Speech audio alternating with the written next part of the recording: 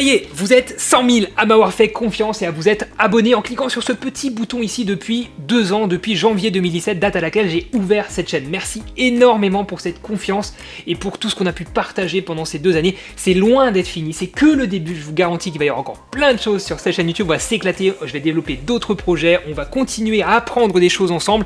Je vous le garantis, c'est promis. En route pour l'après 100 000 abonnés ensemble, ça commence tout de suite dans cette vidéo. Salut les amis, c'est Olivier, je suis ravi de vous retrouver aujourd'hui.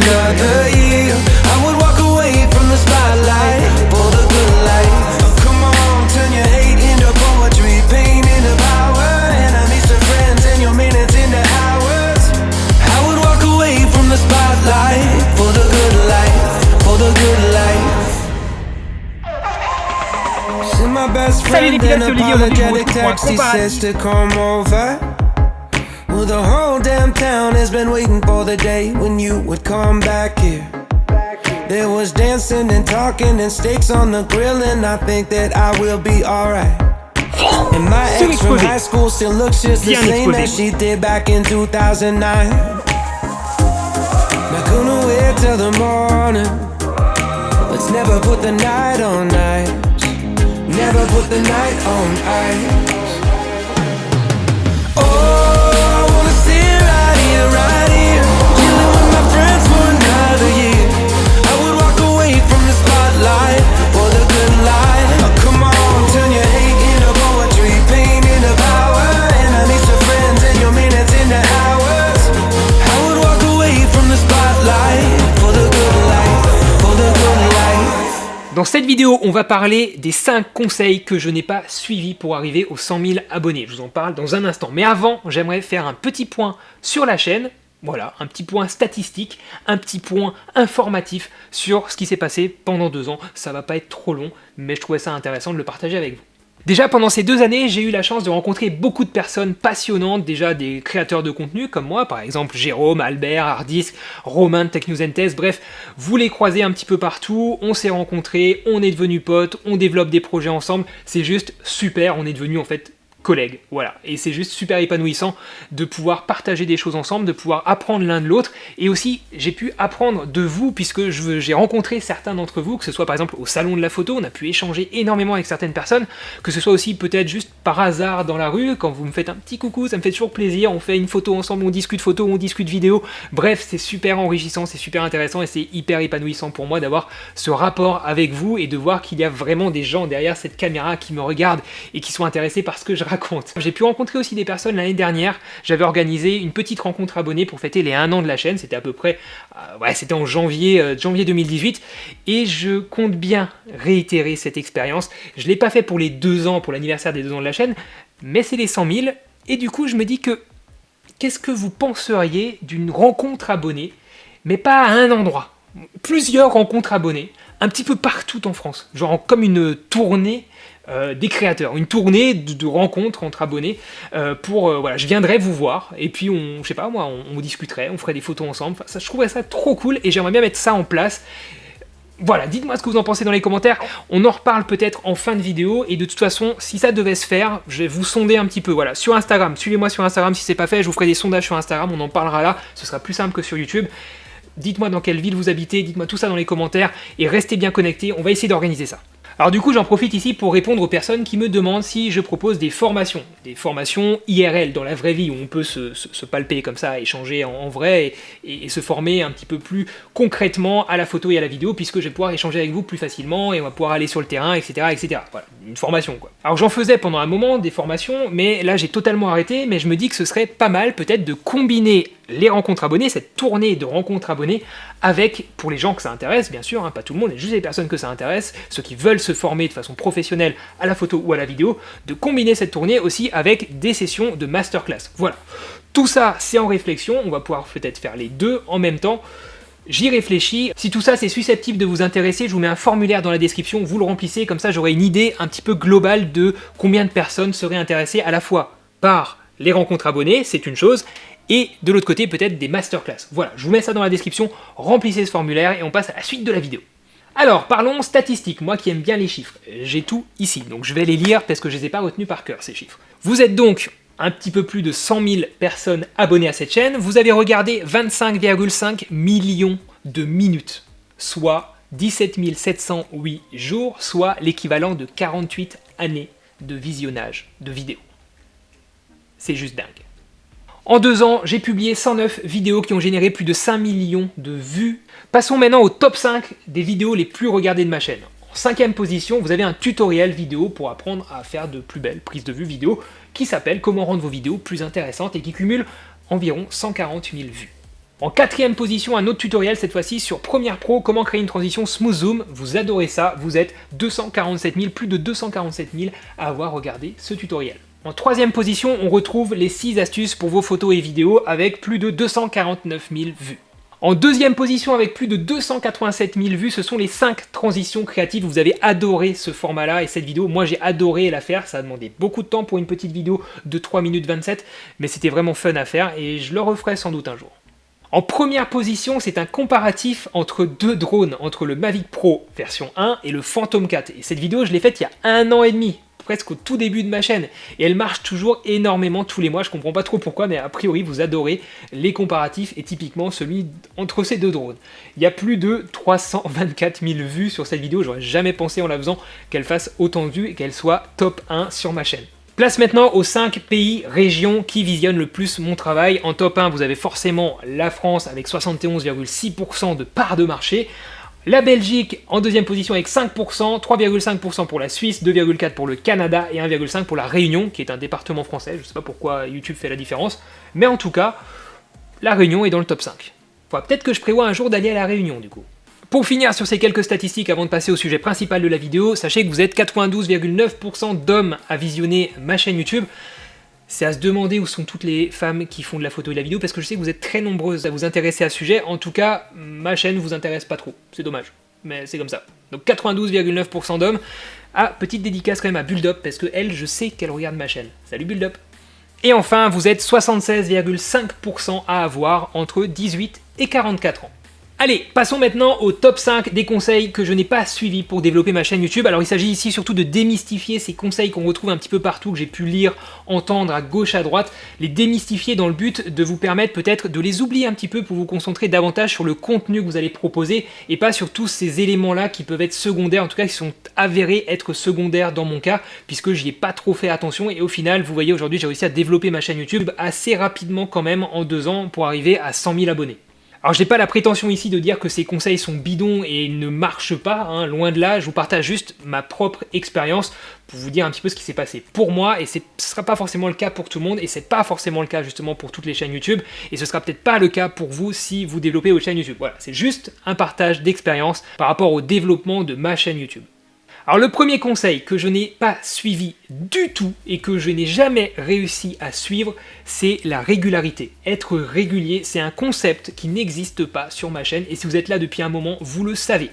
Je ne suis pas régulier du tout. C'est même un problème, je pense. C'est un gros problème de ma chaîne. Parfois, je publie une vidéo par mois, parfois 2 par semaine. J'ai même testé pendant une petite période au début de ma chaîne en 2017 de publier une vidéo par jour, de faire un petit... Voilà, d'essayer de me faire un mois de challenge comme ça, une vidéo par jour pendant un mois. J'ai tenu, je crois, 6 jours. Et ça n'a pas forcément fait exploser mes statistiques, hein, pas du tout. Là où c'est un petit peu moins cool, ce manque de régularité, c'est que j'ai annoncé certaines vidéos que j'ai jamais eu le temps de réaliser, que j'ai jamais pris le temps de réaliser parce que du coup je travaillais sur d'autres choses. Petite parenthèse, pour ceux qui me suivent depuis un moment, vous le savez, mais j'ai encore une activité professionnelle de vidéaste et photographe à côté, et j'y tiens à cet aspect professionnel à côté. Donc c'est pour ça que je ne suis pas à 100% sur YouTube, donc c'est aussi pour ça que je ne suis pas régulier, parce que j'ai des demandes de clients qui vont passer en priorité, puisque c'est quand même eux qui me font vivre. Donc voilà, le mix entre les deux n'est pas forcément évident, et YouTube, du coup, je le fais quand vraiment ça me fait plaisir, quand j'ai un sujet très intéressant que j'ai envie de partager avec vous, ou par exemple quand j'ai une opportunité super intéressante de faire un contenu hyper qualitatif où je vais apprendre beaucoup de choses, comme par exemple la vidéo que j'ai réalisée avec Red. Là, c'était juste une occasion en or de sortir une vidéo que j'ai voulu travailler à fond pour avoir un truc vraiment cool, quoi. Bref, avec moi, vous l'aurez compris, et vous l'avez sans doute déjà compris, vous ne saurez jamais quand vous aurez une nouvelle vidéo. J'ai des collègues youtubeurs qui sont ultra réguliers et je les admire pour leur organisation, moi j'y arrive pas du tout, qui vont sortir une vidéo toutes les semaines, le même jour, ou même 2 fois par semaine, à des jours précis. Voilà, tournage le lundi, sortie de vidéo le mardi, tournage le mercredi, sortie de vidéo le jeudi. Enfin bref, c'est quelque chose que je n'ai pas réussi à mettre en place. Alors pourquoi? Déjà, il y a 2 raisons. La première, ça va être que je ne voulais pas reproduire un schéma que j'ai fui dans le monde du salariat. J'ai quitté le monde du salariat pour être beaucoup plus libre dans mon planning hebdomadaire, quotidien, et pouvoir faire un petit peu ce que je veux, quand je le veux, bien sûr dans la limite du raisonnable, puisque je vous l'ai dit tout à l'heure, j'ai des clients, et aussi vous, j'ai envie de vous donner du contenu quand même assez régulièrement, mais voilà, en gros l'idée c'était de ne pas me fixer un planning de tournage hyper strict pour ne pas retomber dans une routine comme ça de planning hebdomadaire dans lequel je risquais de me lasser. En tout cas j'avais peur de ça, donc c'est un peu pour ça que je l'ai pas fait. La deuxième raison, c'est tout simplement que je n'ai pas réussi. Quand j'ai essayé, j'ai pas réussi, parce que j'ai essayé, hein. Je voulais être un peu plus régulier pour vous proposer de la régularité, quelque chose d'un petit peu plus structuré, parce que j'aime bien, je suis un peu maniaque, donc j'aime bien quand c'est structuré, et là c'est le bordel, voilà, je n'ai pas réussi à m'organiser, je n'ai jamais réussi à m'organiser pour être régulier. Donc il y a plusieurs raisons pour ça, j'en ai cité certaines tout à l'heure, c'est tout simplement que mon planning hebdomadaire va changer énormément, parfois d'une semaine à l'autre, ou même parfois du jour au lendemain ça va changer, tout simplement parce que je vais avoir des propositions un petit peu au dernier moment, je vais avoir des clients qui vont m'appeler, des propositions de partenariat, des voyages, des envies, des choses comme ça, ou peut-être aussi des sorties familiales, des sorties entre amis, des projets personnels que je vais venir comme ça greffer un petit peu dans mon agenda, dans mon planning de la semaine, un petit peu comme je le souhaite, puisque c'est ça que je cherchais quand j'ai quitté le monde du salariat, avoir une plus grande liberté. Mais tout ça, c'est pas sans conséquence, parce que du coup, je vais avoir un planning, du coup, de fait, assez anarchique et très variable toutes les semaines, et c'est un petit peu compliqué, du coup, d'organiser des choses, des projets à long terme. Et ça, c'est le plus gros problème sur lequel j'essaie de travailler en ce moment, c'est quand même de réussir à structurer un planning au moins sur le mois pour savoir exactement ce que je veux faire pendant ce mois-là et le faire coûte que coûte, parce que il m'arrive assez souvent d'être surpris par le temps et de me dire que là, ça fait bizarrement 3 semaines que j'ai pas publié de vidéo et qu'il serait temps que je me bouge un petit peu les fesses. Du coup, ça génère forcément parfois de la frustration de votre côté et aussi du retard sur des projets que je vous annonce ou des vidéos que je vous annonce dans certaines vidéos et que finalement je ne publie jamais ou que j'ai toujours pas eu le temps de réaliser ou alors que j'ai peut-être réalisé mais que je n'ai jamais publié puisqu'il y a des vidéos comme ça, parce que je suis un petit peu trop perfectionniste aussi, des gros projets même que je n'ai jamais publiés sur ma chaîne parce que je les trouvais pas assez aboutis. Voilà. Donc ça arrive aussi et ça fait que certaines vidéos du coup ne sortent pas et d'un coup il y a un mois qui se passe avant la nouvelle vidéo qui arrivera derrière celle qui n'est jamais sortie. Voilà, je sais pas si vous avez tout compris, mais en gros, voilà l'idée. Le deuxième conseil que je n'ai pas suivi, c'est de faire des vidéos courtes. Mais là, les mœurs changent un petit peu sur YouTube, puisque de plus en plus de créateurs proposent des vidéos longues, donc les mentalités évoluent, vous acceptez de plus en plus de voir des contenus avec une vignette en tout cas avec marqué en dessous 30 minutes, 40 minutes, ça vous fait moins peur maintenant qu'il y a quelques années, j'ai l'impression.